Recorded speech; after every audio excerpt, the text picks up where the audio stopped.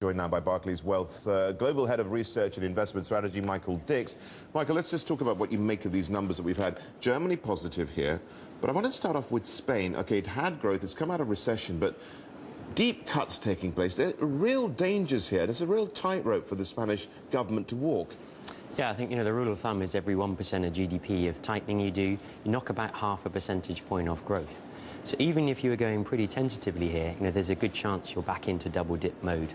If you go aggressively, and that's what seems to be now being planned, I think there's a very good chance that Spain at least has, some bumps in the road. At worst, ends up in double dip. Double dip, but I mean, with Spanish unemployment already at 20%, I mean, can you go lower than that? Well, you can if you look at, some of the, if you like, past examples of IMF packages that have gone wrong. They've usually pushed unemployment up, through those 20s to 30% type numbers, and then, in a sense, social cohesion goes. Yeah, social cohesion goes, but what about, the elderly? What about young children, that sort of thing? Healthcare is bound to be cut, etc.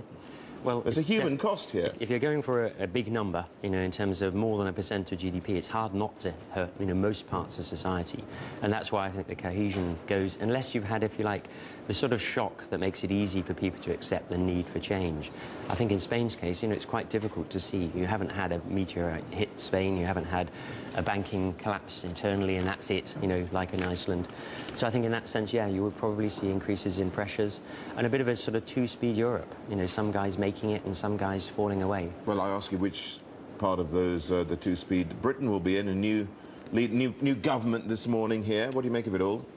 Well, I think in a sense Britain has a better chance by, in a sense, announcing its fiscal tightening over a long period, and in a sense having what Spain doesn't have, that 20-25% drop in the currency that means your exporters should be coming back.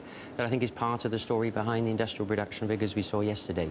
So eventually... It's all very well to say that, but, you devalue sterling by 20-25%, you're going to want at some stage start importing inflation, and that leaves you with interest rates up and up and making, well, squeezing those very exporters you were helping.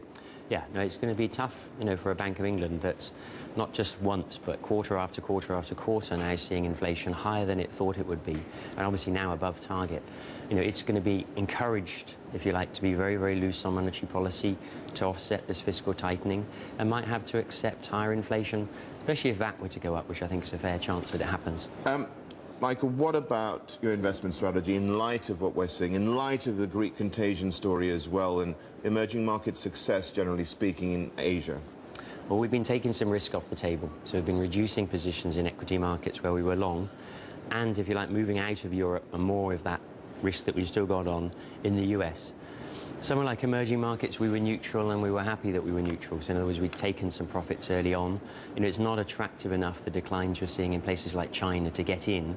Although I think importantly there on the macro side, you're seeing the beginnings of the slowdown in activity that's required to deal with the higher inflation that China was reporting yesterday. So, maybe that takes 3-6 months before it works its way through, but you're beginning to sniff around for opportunities again there. So what about fixed income? Where would you be? Would you buy Greek bonds?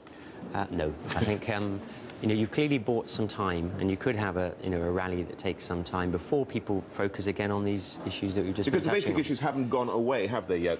No, and I think you may have bought yourself a year, you may have bought yourself 2 years if you're really lucky, but quite likely, markets will get ahead of, you running out of money in terms of refinancing. And I think as an economy like Greece goes into a severe decline, 4-5% in 1 year, possibly 10% type drops in GDP over the next couple of years, it's very hard to see those riots, if you like, not becoming worse. And then, you just don't want to be owning those sorts of bonds in your portfolio.